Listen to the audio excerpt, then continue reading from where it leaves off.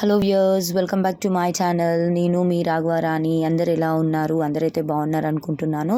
So friends, ఈరోజు నేనైతే ఒక సూపర్ టేస్టీ రెసిపీ తోటి మీ ముందుకైతే వచ్చేసాను. సో అదేంటి అనుకుంటున్నారా? గుత్తి వంకాయ అండి. సో ఇది రెగ్యులర్గా చేసేలాగా కాకుండా నేను ప్రెషర్ కుక్కర్లో ఈజీగా, ఫాస్ట్గా, టేస్టీగా ఎలా కుక్ చేసుకోవాలో నేను మీకైతే చూపించబోతున్నానండి. చాలా సింపుల్ ప్రాసెస్ అండి. వంట రాని వాళ్ళు కూడా ఎంతో సింపుల్ అండ్ ఈజీ ప్రాసెస్లో ఈ కర్రీని అయితే చేసుకోవచ్చు. చాలా టేస్టీగా అయితే ఉంటుందండి. నార్మల్గా మనము కడాయిలో వండితే ఎలాంటి టేస్ట్ వస్తుందో సో ఈ ప్రెషర్ కుక్కర్లో కూడా మనకి అంతే టేస్ట్ అనేది వస్తుందన్నమాట. చాలా ఈజీగా, ఫాస్ట్గా 15 to 20 మినిట్స్లో మనం ఈ రెసిపీని అయితే రెడీ చేసేసుకోవచ్చు అనమాట.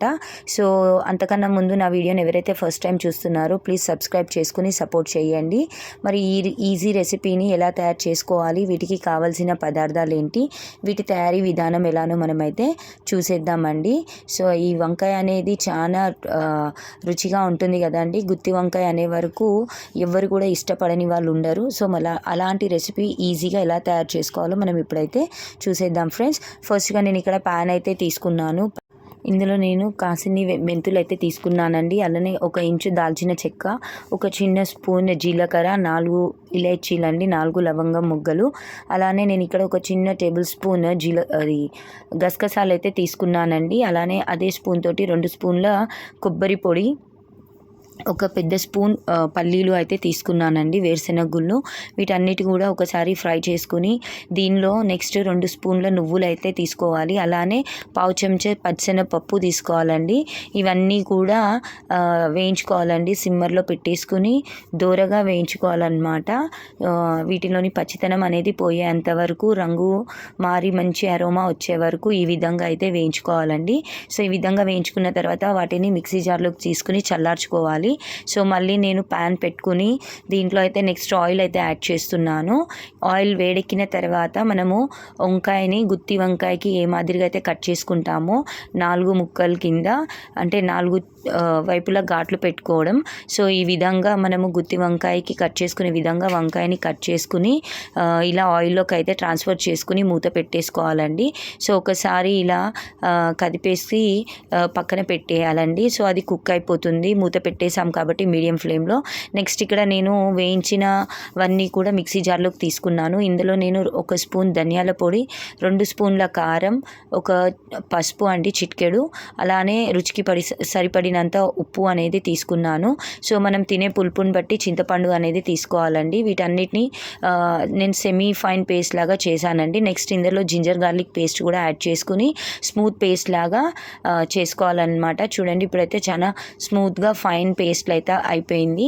సో ఇవన్నీ కూడా బ్లెండ్ చేసేసుకుని పక్కన పెట్టేసుకోవాలి. మరోపక్క మనకి వంకాయలు కూడా చక్కగా కుక్ అయిపోయినాయి అన్నమాట.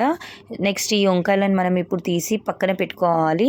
సో ఆల్మోస్ట్ ఒక 50% వరకు వంకాయ అనేది కుక్ అయిపోయింది.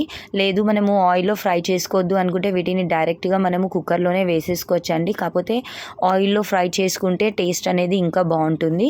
ఎక్కువసేపు వేయించాల్సిన అవసరం లేదండి. సుమారుగా ఒక 2 నిమిషాలు వేయించుకుని పక్కన పెట్టేసుకుంటే సరిపోతుంది. నెక్స్ట్ ఇక్కడ నేను కుక్కర్ తీసుకున్నాను, ఆయిల్ యాడ్ చేసుకున్నానండి. నెక్స్ట్ ఇందులో ఇక్కడ నేను కొలంజీ అయితే యాడ్ చేశానండి. అలాగే 2 పచ్చిమిరపకాయ చీలికలు, ఒక 2 మీడియం సైజ్ ఆనియన్స్ అయితే వేసుకున్నాను. వీటిని అయితే ఒక్కసారి ఒక 10 సెకండ్లు 20 సెకండ్ల పాటు ఇలా ఒకసారి మిక్స్ చేసేసుకోవాలి. నెక్స్ట్ ఇందులో నేను చిన్నగా తరిగిన టమాటో ముక్కలను అయితే తీసుకుంటున్నానండి. ఇక్కడ నేను 2 నుంచి 3 టమాటోలని చిన్న ముక్కలుగా కట్ చేసి తీసుకున్నాను. అలానే నేను ముందుగా రెడీ పెట్టుకున్న పేస్ట్ మసాలాలన్నీ కూడా మనము ఈ గ్రౌండ్ మిక్చర్ని ఇందులోకి అయితే యాడ్ చేసుకోవాలి. ఇలా ఒకసారి అన్నీ కూడా కలిపేసి నెక్స్ట్ ఇందులో వంకాయలు అనేటివి వేసుకోవాలండి. ఆల్రెడీ మనము వీటిని సెమీ కుక్ చేసుకున్నాం కదా. సో వీటిని అయితే ఒకసారి కుక్కర్లో వేసేసుకుని ఇందులో నేను మిక్సీ జార్లో కొన్ని వాటర్ అయితే యాడ్ చేసేసి దీంట్లో కర్రీలోకి అయితే యాడ్ చేశానండి. అలానే ఇది చిక్కగా ఉంది కదా, మరికొన్ని నీళ్ళు అయితే యాడ్ చేసుకుందాము కూర అనేది అడుగంటకుండా. సో అంతే అండి, ఇలా అన్నీ కూడా ఒకటి దాని తర్వాత ఒకటి యాడ్ చేసేసి కుక్కర్ మూత పెట్టేసి విజిల్ పెట్టేసి ఒక 2 విజిల్లు రానిచ్చి ఆఫ్ చేసేస్తే సరిపోతుందండి. సో ఇప్పుడు ఇలా విజిల్ పెట్టేశాను. 2 విజిల్స్ వచ్చిన తర్వాత ప్రెషర్ తగ్గిన తర్వాత మూత తీసేస్తే చూడండి కర్రీ అనేది ఎంత డెలిషియస్గా ఉందో. సో మనకి గుమగుమలాడే గుత్తి వంకాయ కూర అనేది చిట్కలో రెడీ అయిపోతుంది ఫ్రెండ్స్. సో ఇలా వంట రాని వాళ్ళు కూడా ఎప్పుడైనా బంధువులు మిత్రులు వచ్చినప్పుడు కూడా మనము ఏవైనా స్పెషల్స్ చేయాలంటే వెజిటేరియన్లో ఇలా సింపుల్గా చిట్కలో తయారు చేసేసుకోవచ్చండి గుత్తి వంకాయ కూర. సో ఫైనల్గా ఇలా అయితే నేను సర్వింగ్ బౌల్లోకి అయితే సర్వ్ చేసేసుకున్నాను. డెలిషియస్ గుత్తి వంకాయ బగారా బైగన్ మసాలా వంకాయ అండి. సో డెఫినెట్గా మీరు కూడా ట్రై చేయండి. మీకు ఎలా కుదిరిందో కమెంట్ బాక్స్లో కమెంట్ చేయండి. ఇలానే నన్ను ఇంకా సపోర్ట్ చేస్తూ ఉండండి. సో మాలాంటి కొత్త క్రియేటర్స్కి మీ సపోర్ట్ అనేది చాలా అవసరం. సో ఫ్రెండ్స్, మీకైతే వీడియో నచ్చితే లైక్ చేయండి, సపోర్ట్ చేయండి, సబ్స్క్రైబ్ చేసుకోండి. Thanks for watching my video. Bye bye.